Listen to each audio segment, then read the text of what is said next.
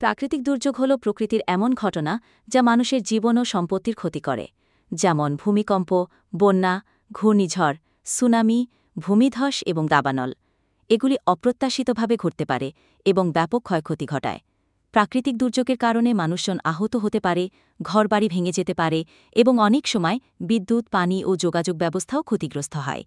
এসব দুর্যোগের সময় সরকারের পাশাপাশি আমাদের নিজেদেরও সতর্ক থাকতে হবে এবং জরুরি অবস্থার জন্য প্রস্তুতি নিতে হবে। প্রাকৃতিক দুর্যোগ মোকাবেলা করার জন্য প্রস্তুতি নেওয়া খুবই জরুরি, যেমন জরুরি অবস্থার জন্য একটি কিট তৈরি করে রাখা, যেখানে জল, খাবার, প্রাথমিক চিকিৎসার সরঞ্জাম এবং অন্যান্য জরুরি প্রয়োজনীয় জিনিসপত্র থাকবে। এছাড়াও পরিবারের সবার সাথে একটি জরুরি পরিকল্পনা তৈরি করা উচিত, যাতে সবাই জানতে পারে কিভাবে নিরাপদে থাকতে হবে। স্থানীয় কর্তৃপক্ষের শর্তেশবালি অনুসরণ করা উচিত এবং আশ্রয়কেন্দ্র বা নিরাপদ জায়গায় যাওয়ার প্রস্তুতি রাখতে হবে। দুর্যোগের সময় শান্ত থাকা এবং সঠিক সিদ্ধান্ত নেওয়া খুব গুরুত্বপূর্ণ।